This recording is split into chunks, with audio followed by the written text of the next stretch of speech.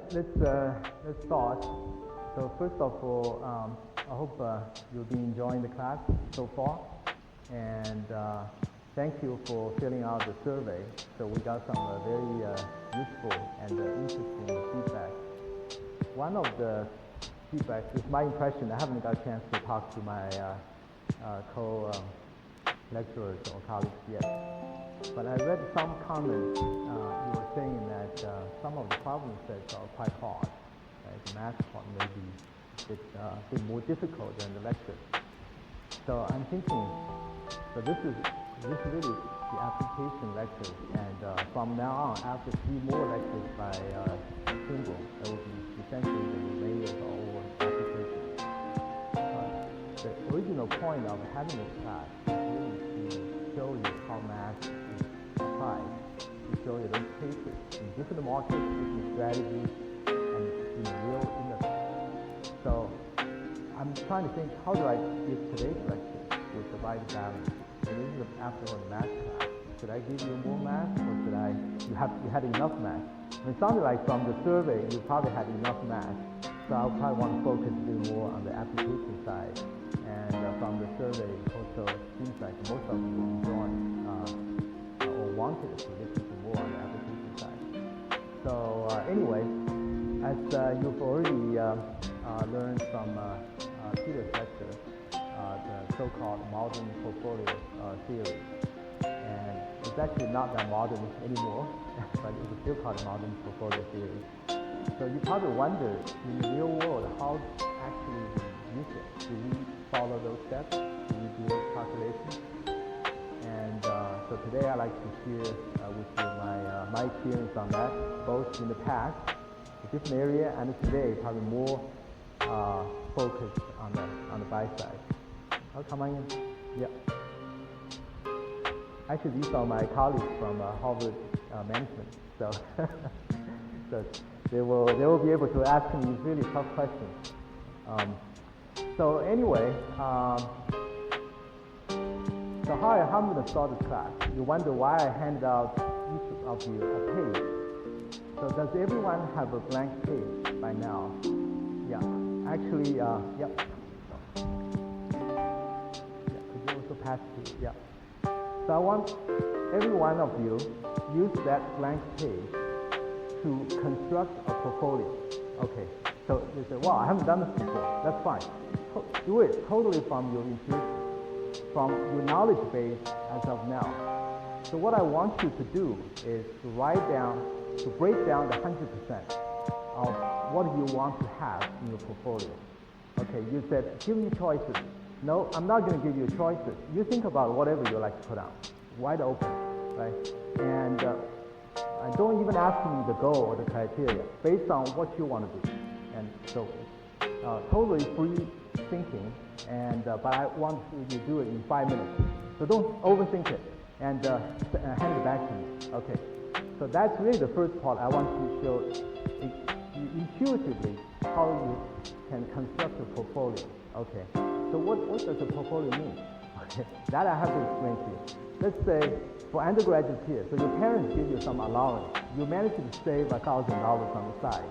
You decided to put into investment, buying stocks or whatever, or gambling, or buy lottery tickets, whatever you can do. Just break down in percentage. That could be $1,000, or you could be a portfolio manager, have 100 billions of dollars, or whatever, or Dan and Dave, they raise some money, start a hedge fund. They may have $10,000 to start with. How do you want to use those money on day one? Right? Just think about it. And then, so while you're filling out those pages, so please hand it back to me. It's your choice to put your name down or not. And then I will start to assemble those ideas and put on the blackboard. And sometimes I may come back to ask you a question, why do you put this? So that's okay. I don't feel embarrassed. I'm not going to put you on the spot. But the idea is I want to use those examples, right, to show you how we actually connect theory with practice. I remember when I was a college student, I learned a lot of different stuff, but I remember one lecture so well. one teacher told me one thing. I still remember it vividly well, so I want to pass it on to you. So how do we learn something useful, right? You always start with observation.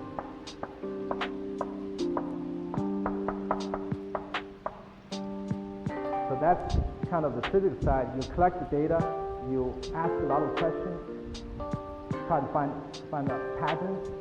Then what you do, you build a model. You have a theory, you try to explain what is working, what's repeatable, what's not repeatable, right? So that's where the math comes in. You solve equations sometimes, but in economics, a lot of times, unlike physics, the repeatable patterns are not so obvious. So what you do after this, you come back to observations again. You confirm your theory, verify your predictions, and find your error. Then this feeds back to this loop. And a lot of times, the verification process is really about understanding special cases. That's why today I really want to illustrate the portfolio theory with a lot of special cases. And so can you start to hand back your portfolio construction right now? Okay, so just hand back whatever you have. Even have one thing on the paper, that's fine, or many things on the paper, or you think as a portfolio manager, or you think as a trader, or you think as simply as a student, or as yourself.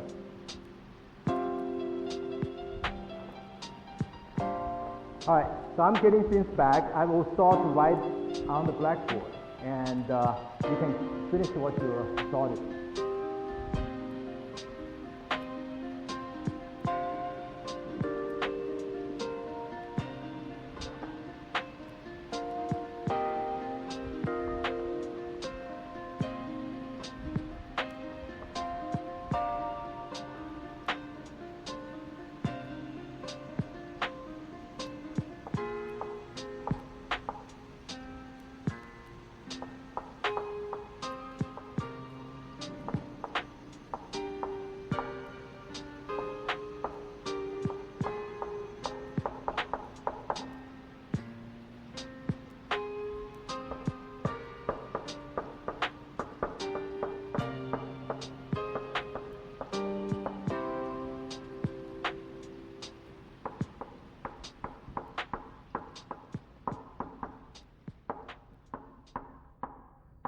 By the way, that's the only slide I'm going to use today. I'm not, because I realize if I show you a lot of slides, you probably can't keep up with me. So I'm going to write down everything, just take my time. And so hopefully you get a chance to think about questions as well.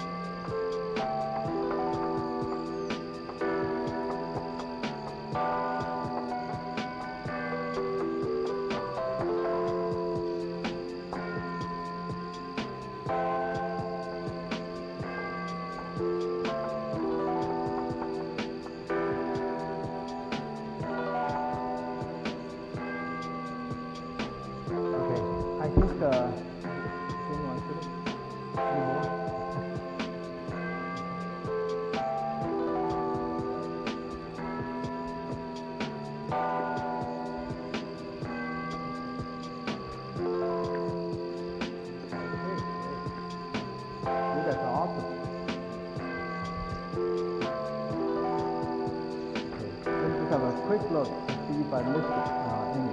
Okay.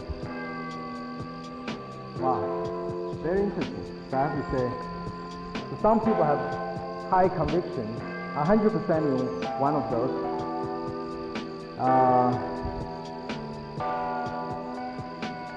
I think I'm not gonna reach it in, so don't worry. Okay. Okay, I'm just gonna read the assets people put out. Okay.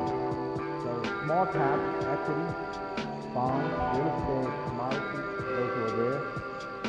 Quantitative strategy, selection strategy, deep value model, food, drug, sector model, energy, consumers, S&P index, ETF fund, government bonds, top hedge funds. So natural resources, timberland, farmland, checking account, stock, cash, corporate bonds, rare coins, lottery, collectibles. That's very unique. And Apple stock, Google stock, gold, long-term savings and use.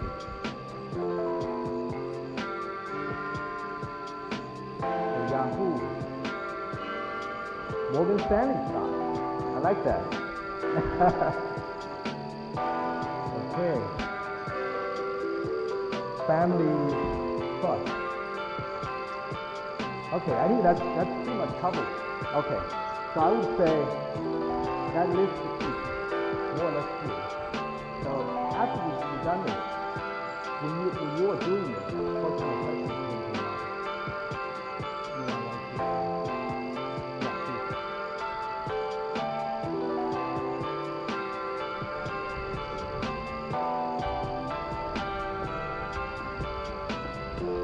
How do you do it? What's the criteria? So before we answer a question, how do you do it? How do you do assets, or exposure, or strategy, and then people are failure together? And before we answer all those questions, we have to ask ourselves another question. What is the goal? What is the objective? Right? So we understand what portfolio management is. So here in this class, we're not talking about how to come up with a specific winning strategy in trading or investment, but we are talking about how to put them together. So this is what a portfolio management is about. So before we answer how, let's see why. Why we do it? Why do we want to have a portfolio, right? That's a very, very good point. So let's understand the goals of portfolio management. So before we understand goals of portfolio management, let's understand your situation, everyone's situation.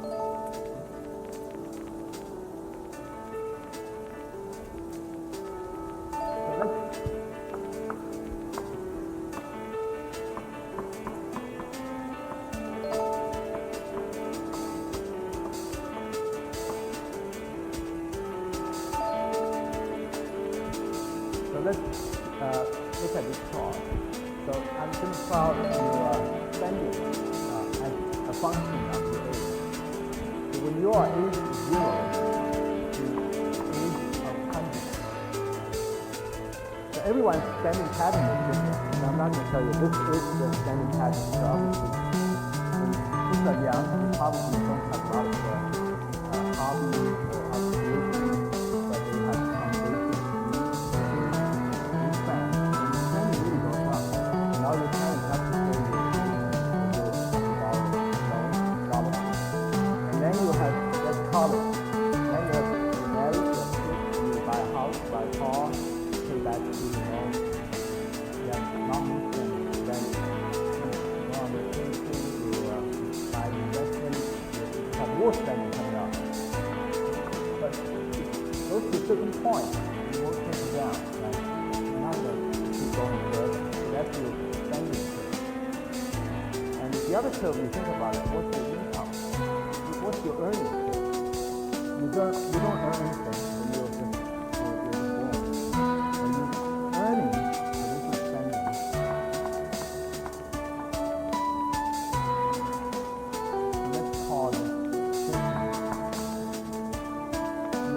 probably typically peak around age of 50. Really depends. Not come down that much.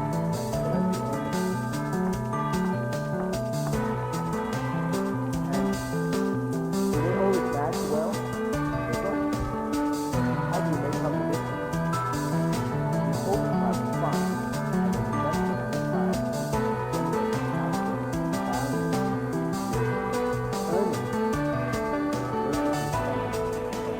So that's only one simple way to put it. So you gotta ask about what you ask. So then, maybe from my objective, even in time, then after these are 50, I make things that cover all the world, and I calculate how much money. That's one situation. The other situation, I want to graduate, and I pay back all the student loans in 1 year. That's probably another. And typically, you have to try to reach out. And if I university endowment, so I have to think about what the university has to do. How much money do you need every year drawing from the fund? And then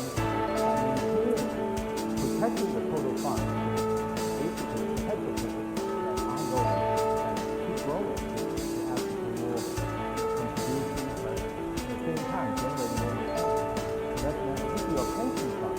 You have to think about what time frame you want to work with the time you actually want. And so every situation is very different. So you can even expand it. So you think, oh, this is all about investment. No, it's not just about investment. So I was a trader for a long time. So when I had many traders working for me, the question I was facing, how much money I need to allocate to trading, how much risk is it? So they always said, I don't have this limit yet. I can no, you're not going to have all the limits. You're not going to have all the capital you can risk it. Right? So how do they say? You have to diversify. At the same time, you have to take care of the strategy.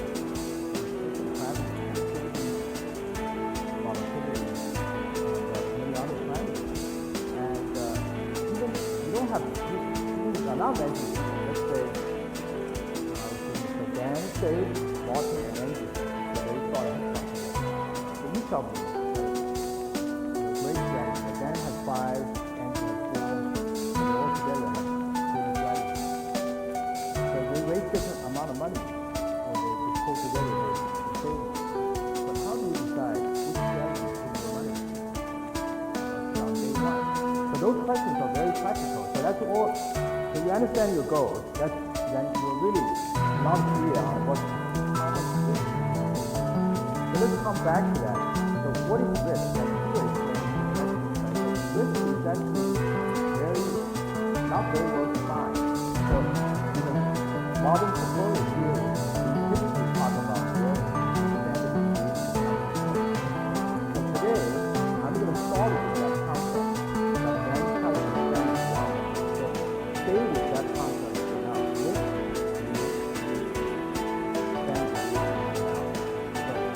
So what are we trying to do?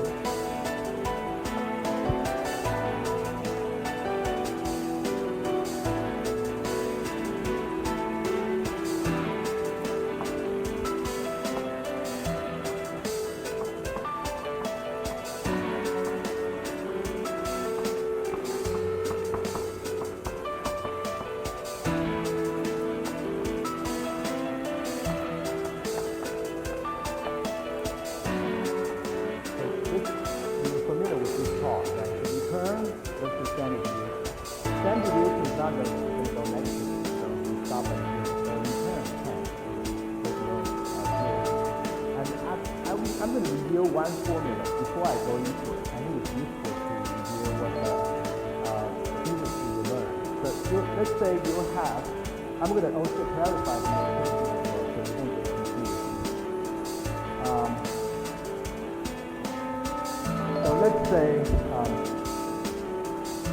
so Peter mentioned Harry Markowitz Nobel Prize.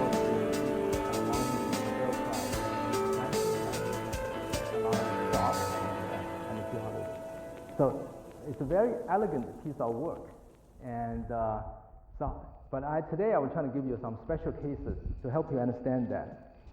So let's review one of the formulas here, which is really the definition. So let's say you have a portfolio. Let's call the expected return of the portfolio is R of P equal to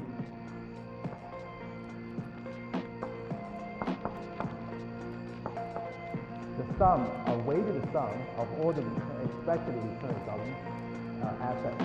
You basically linearly allocate them. Then the variance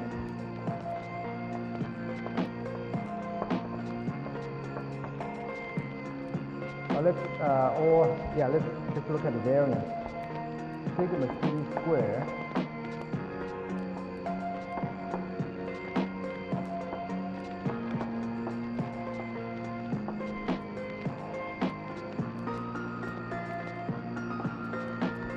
so these are vectors, this is a matrix.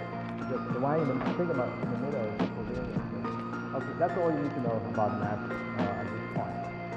So I want us to go through the exercise on that piece of paper I just stretched back to put your choice of investment on this chart. Okay, so let's start with one. So what is cash? Cash has no standard deviation. The whole cash, so it's going to be on this axis. It's positive return. So that's here. So let's call this cash. Where is, let's think about another, where's lottery? You buy the Powerball. Right? So where's lottery bar? Let's assume you put everything in lottery. So you're going to lose, so your expected value is very close to lose 100%. And your standard deviation is probably very close to 0. So you'll be here. So you're somewhere else. Oh, no, it's not exactly 0. So, okay, fine. So maybe it's somewhere here. Okay. So not 100%, but you still pretty small deviation from getting losing for the money. What is coin flip? So let's say you decide to put all your money to gamble on the fair coin flip. Fair coin. The expected return is 0. What is the standard deviation of that?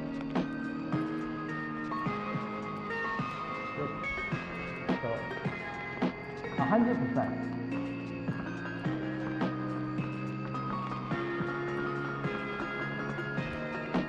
So we kind of got the three cases covered. Okay. Where's U.S. government bond? So let's just call it 5-year note or 10-year bond. So the return better than cash with some volatility.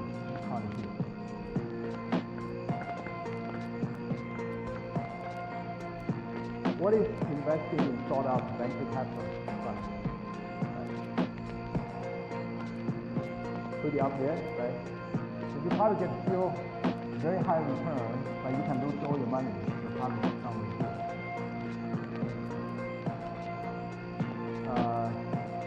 Buying stock, let's call it somewhere here. Last application lecture, we heard about investment in commodities, right? Taking gold, oil.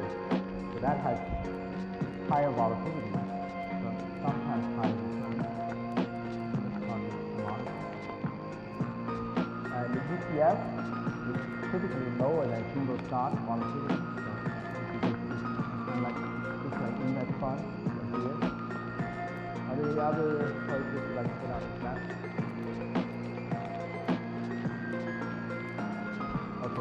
So let me just look at what you came up with. Real estate. Okay. Real estate, I would say probably somewhere around here. Private equity. Probably somewhere here. Or invest in hedge funds, right, somewhere. So I think that's enough examples to cover So now let me turn the table around, say, ask you a question. Given this map, how would you like to take your investment? So you learn about the portfolio theory. As a so-called rational investor, you try to maximize the return at the same time, minimize the standard deviation, right? I hesitate to use the term risk, okay, because as I said, we need to better define it. But let's just say you try to minimize this, but maximize the vertical axis. Okay, so let's just say you try to find the highest possible return for that portfolio with the lowest possible standard deviation. So will you pick this one? Will you pick this one? Okay, so then eliminate those two, but for this, that's actually all possible, right? So then that's where we learn about the efficient frontier.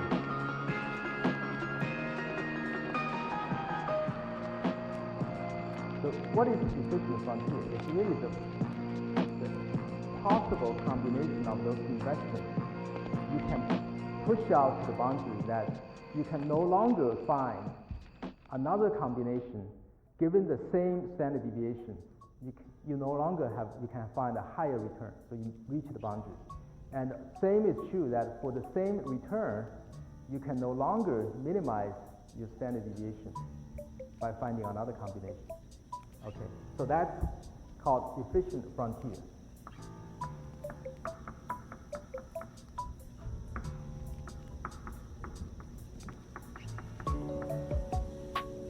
How do you find an efficient frontier? Right?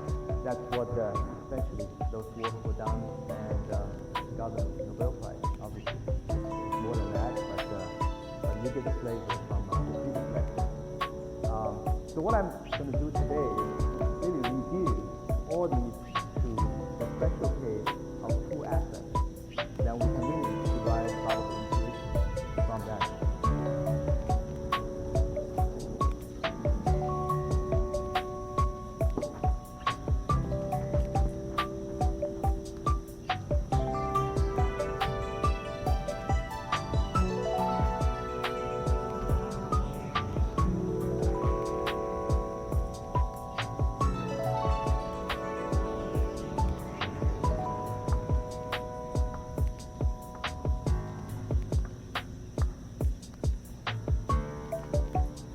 So we have sigma r. We're going to ignore what's below this now, right? We don't want to be there, and we want to stay on the upright. So let's consider one special case.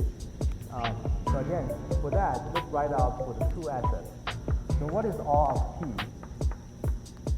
W1 R1 plus 1 minus W1 R2, right? Very simple, right?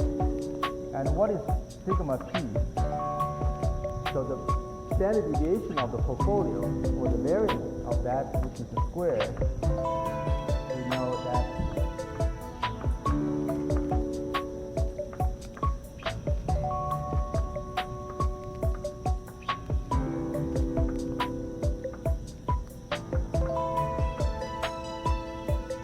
that's for two assets special case. So let me give you further restriction, which let's consider if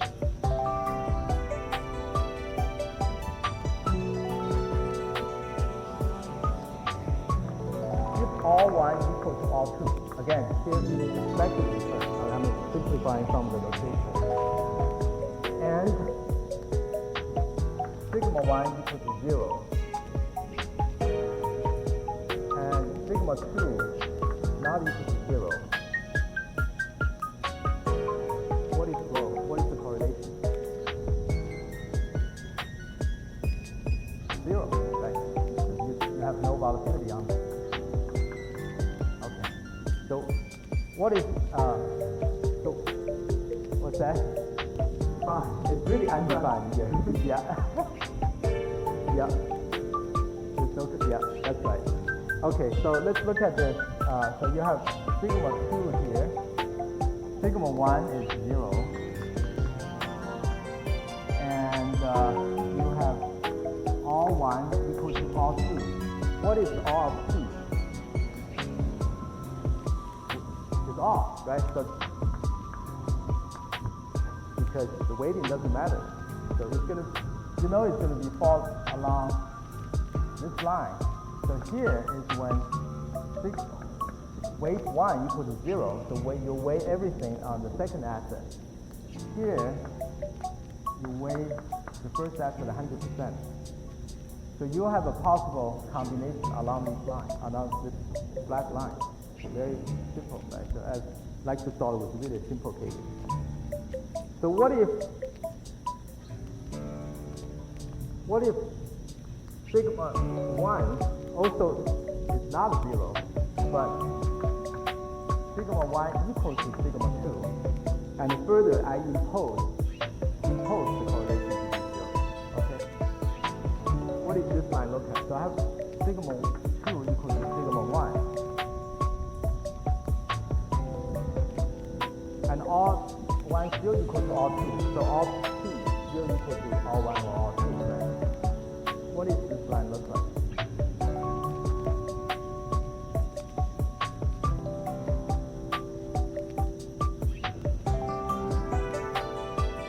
So volatility is the same.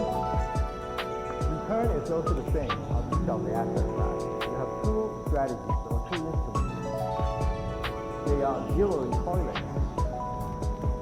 How would you combine them? So you take the derivative of this variance with regarding to the weight, right? And then you minimize that. So that's what you find is, so at this point, it's all 1 equal to 0, or, I'm sorry, W1 or W1 equal to 1. You're at this point, right? Agree? We choose either. You will be ended up a portfolio exposure in terms of return and variance will be right here. But what if you choose, so when you try to find the minimum variance, you actually end up, I'm not going to do the math, you can do it afterwards, you check by yourself. Okay, you will find at this point, that's when they are equally weighted, half and half. So you get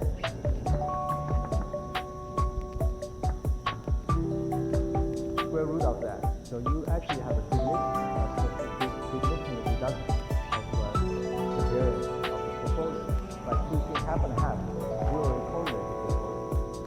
So what's that called? What's that benefit? Diversification. When you have less than perfectly correlated, possibly correlated assets, you can actually achieve the same return having a lower standard deviation. Okay, that's fairly straightforward. So let's look at a few more special cases. I want really to have you establish the situation.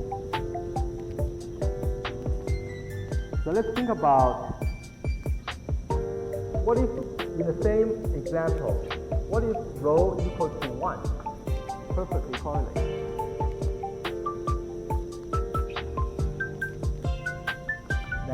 Right? So you end up just at this 1 point. Okay. What if it's totally negatively correlated, perfectly negatively correlated? What does this line look like?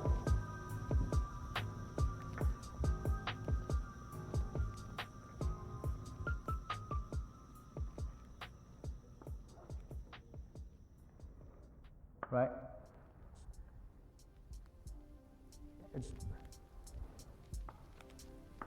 So if you weight everything to one side, you're going to still get this point. But if you weight half and half, you're going to achieve basically 0 variance. I think we showed that last time. You learned that last time. Okay? And so let's look beyond those cases. So now let's look at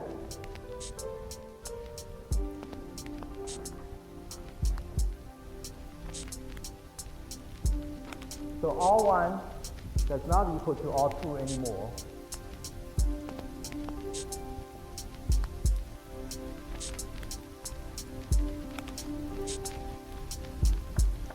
sigma 1 equal to 0. There's no volatility of the first asset.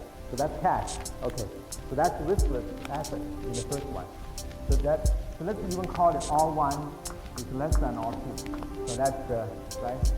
You have the cash asset, then you have a non-cash asset. Rho equal to 0. 0 correlation. So let's look at what this line looks like.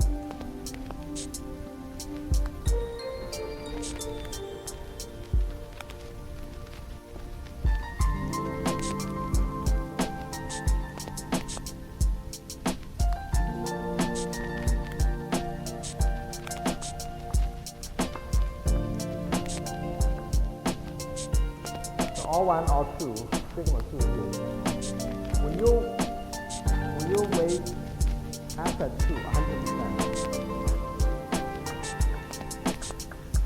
you're going to get this point, right? When you weight asset 1 100%,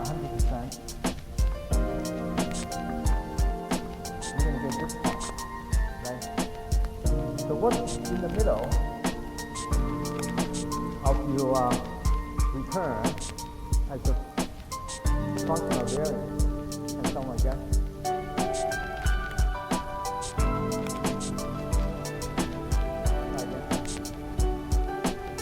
Yeah, I know.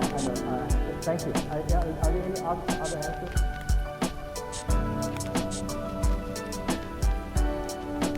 Okay, this actually, let me just derive very quickly. Right? Sigma 1 equals to 0, rho equals to 0. What's sigma p?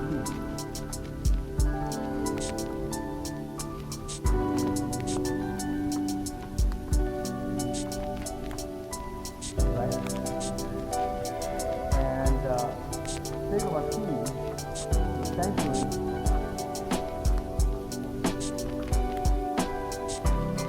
proportional to sigma 2 with the weighting. Okay. And what's R? R is a linear combination of R1 and R2. So it's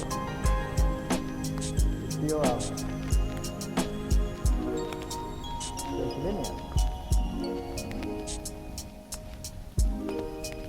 Okay? So because in these cases, you essentially, your return is a linear function. And the slope, what is the slope of this?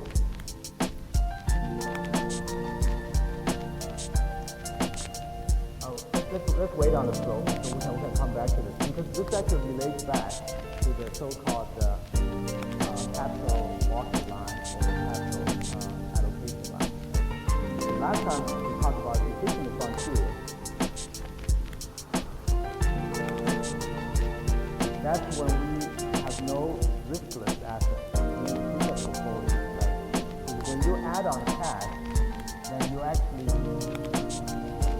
can select, you can combine the cash into the portfolio by having a higher bounty, higher efficient bounty, and you think the higher exposure. So let's look at a couple more cases, and I will tell you. So I think let's look at. So R1 is less than R2, and volatilities are not 0. Also, sigma 1 is less than sigma 2, but it has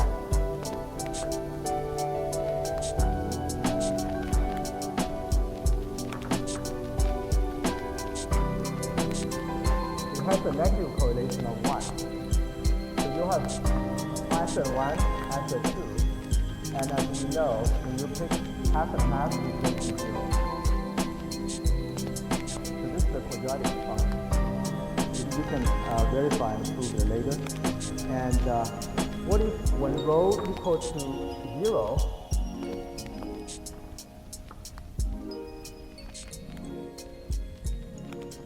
and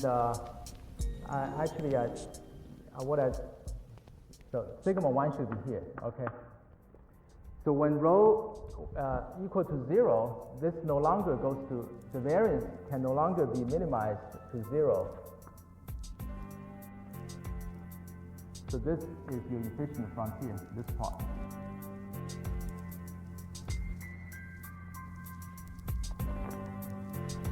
I think that's enough examples of two assets for the efficient frontier. So you get the idea. So then, what if we have three assets? So let me just touch upon that very quickly. If you have one more asset here, essentially you can solve the same equation.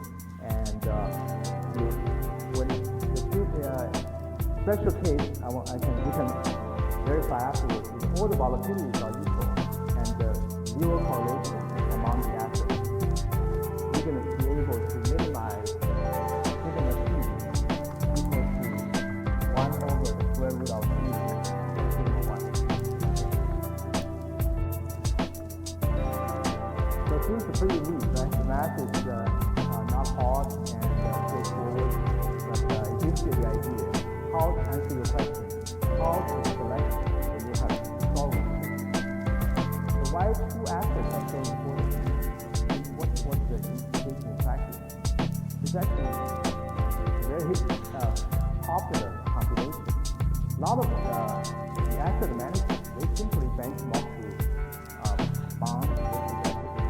And one famous combination is really 60-40. They call it 60-40 combination. 60% in equity, 40 bonds. And even nowadays, in the fund management, you have that to actually compare the performance with that combination. So the two asset examples seem to be quite easy and simple, but actually it's a very important one to compare.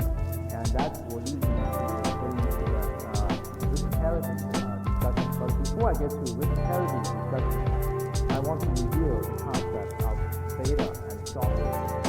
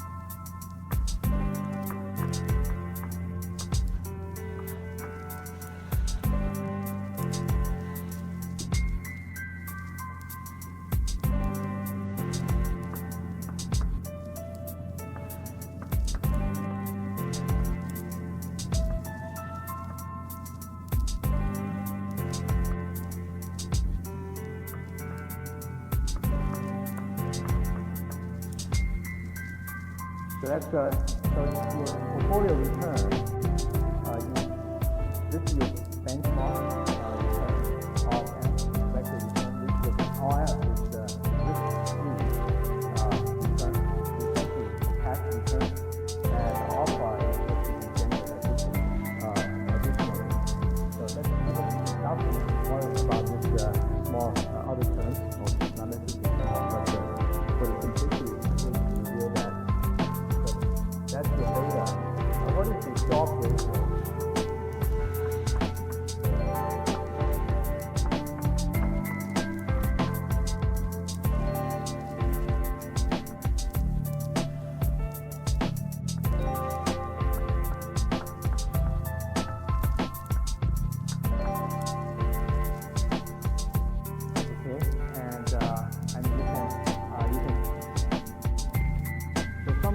Stop ratio is also called risk-weighted return or adjusted return.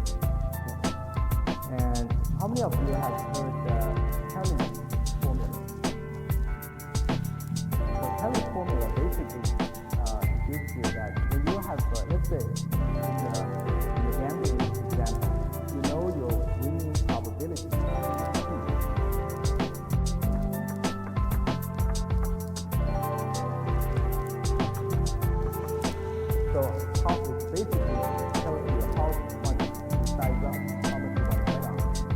Very simple formula. So have a winning probability of 50-50, how much you bet on? Nothing. So if you have P equal to 100%, you bet 100% of your position. If you have a winning probability of negative 100%, so what does it mean? That means you 100% probability of losing it. What do? You bet the other way around, right? You bet the other side. So when P equals to negative, when P equal to 0, your losing probability becomes 100%, right? So you bet 100% the other way. Okay. So that I leave to you to think about. That's when you have discrete outcome case. And but when you construct a portfolio, this leads to the next question is, in addition to the efficient frontier discussion, is that really all about asset allocation? Is that how we calculate our weight of each asset or strategy to choose from? The answer is no, right? So let's look at a 60-40 portfolio example.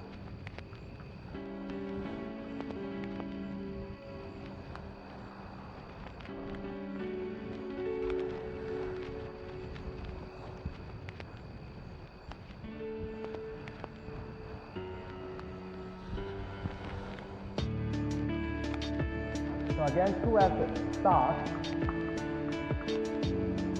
has, let's say, 60%, 40% bond.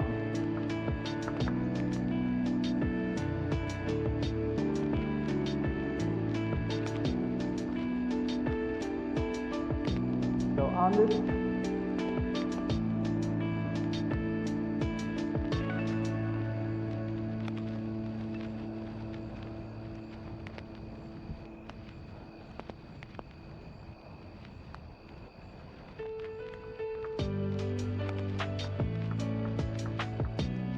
typically, stock volatility is higher than bond, and the expected return is also higher.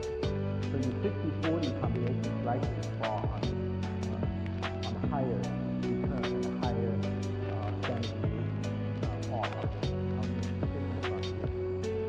So the question was, so that typically people do before 2000, your asset management uses were passive way.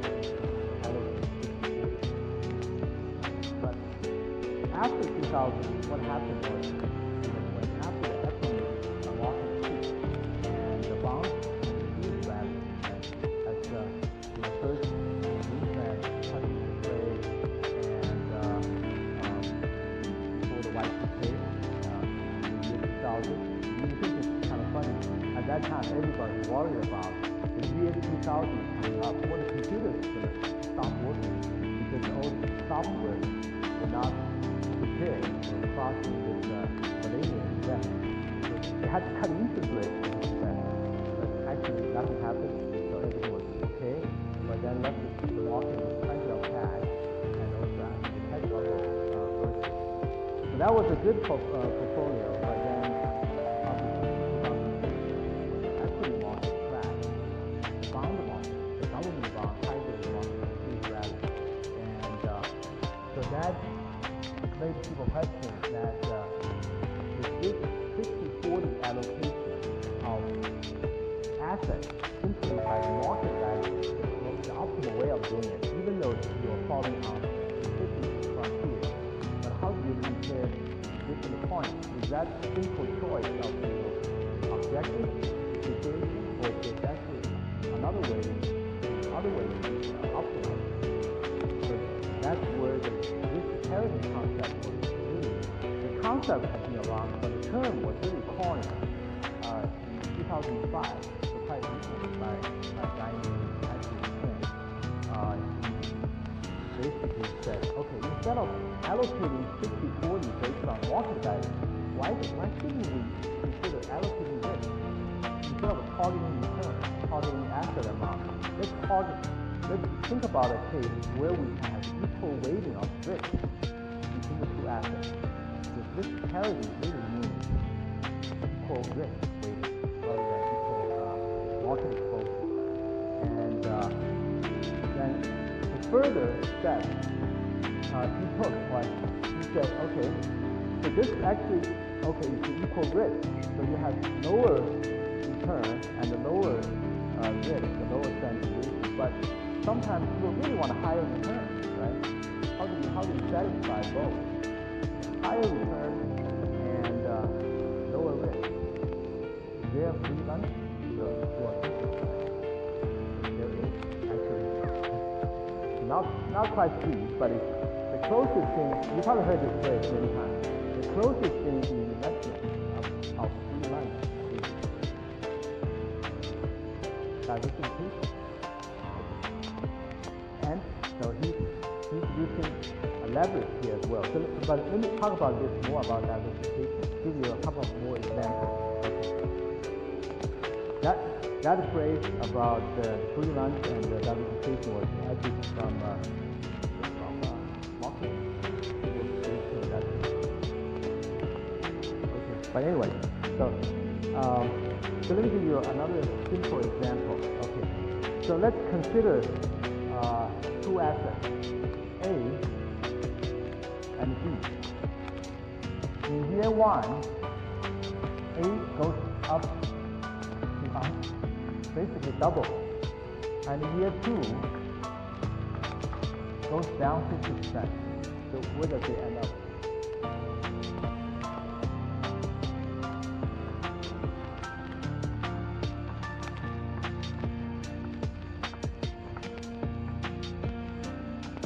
So start with 100%, it goes up to 200%, then you go down 50% on the new base. So returns nothing, then comes back. So asset B in year one loses 50%, then double, up 100% in year two. So asset B basically goes down to 50% and it goes back up to 100%. So that's when you look at them independently. But what if you had a 50-50 weight of the two assets? So someone is quick on math can tell me what does it change? So A goes up like that, B goes down like that. Now you have a 50-50, A and B. So let's look at magic. So in year one, A, you have only 50%, so it goes up 100%, so that's up 50% on the total basis. B, you also weight 50%, but it goes down 50%, so you have lost 25%. So at the end of the year one, you actually, so this is a combined 50-50 portfolio, year one and year two. So you start with 100. You're up to 1.25 at this point. Okay. So at the end of year one, you rebalance, right? So you have to come back to 50-50. So what do? So this becomes 75, right? So you no longer have the 50-50 weight equal. You have to sell A to come back to 50 and use the money to buy B. So you have new 50-50% weight asset. Again, you can figure out the math. But what happens in the following year when you have this move, this comes back 50%, this goes up 100%. You return another 25% positively without volatility. So you have a straight line. You can keep this 2 years. So that's so-called diversification benefit. And in the 60-40 bond market, that's really the idea. People think about how to combine them. And so let me talk a little bit about risk parity and how you actually achieve it. I try to leave plenty of time for questions. So that's the return. And let's forget about these.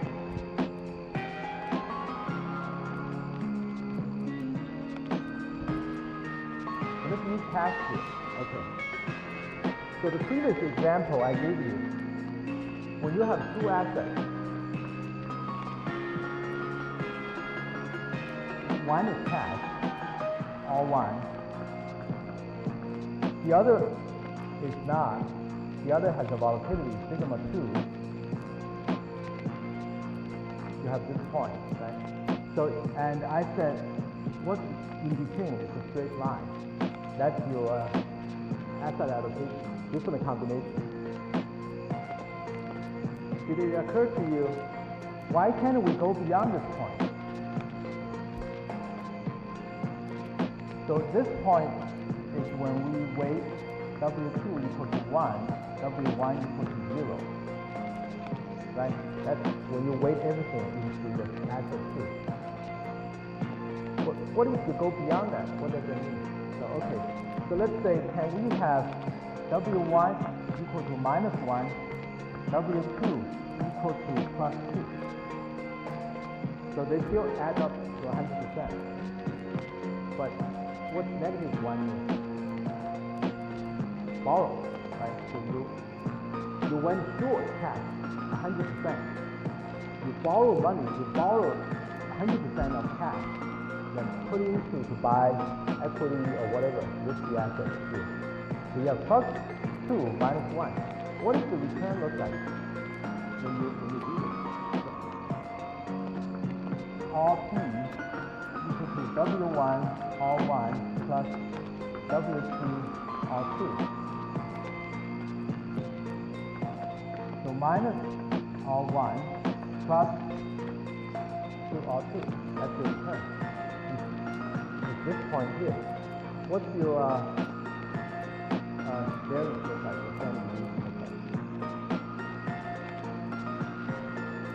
As we did before, right? So sigma 2 simply equal to W2 sigma 2. So in this case, it's 2 sigma 2. So you're 2 times more risky, 2 times as risky as the asset 2. So this introduces the concept of leverage. Whenever you go short, you introduce leverage. You actually, on your balance sheet, you have 2 times of asset 2. You also short one of the other instruments. Right? So that's your liability. So your net is still 1. So what this risk parity says is, okay, so we can target on the equal risk weighting, which will give you some around, let's call it 25% bond, 25% equity, 75% of fixed income. So in other words, 25% of stock, 75% of bonds. So you have lower return, but if your leverage is up, you actually have higher return, higher expected return, given the same amount of standard deviation you achieve by leveraging up. Obviously, you leverage up, right? There's other implication of that. We haven't talked about the liquidity risk, but that's a different topic. So, what's your Sharpe ratio look like for risk parity portfolio?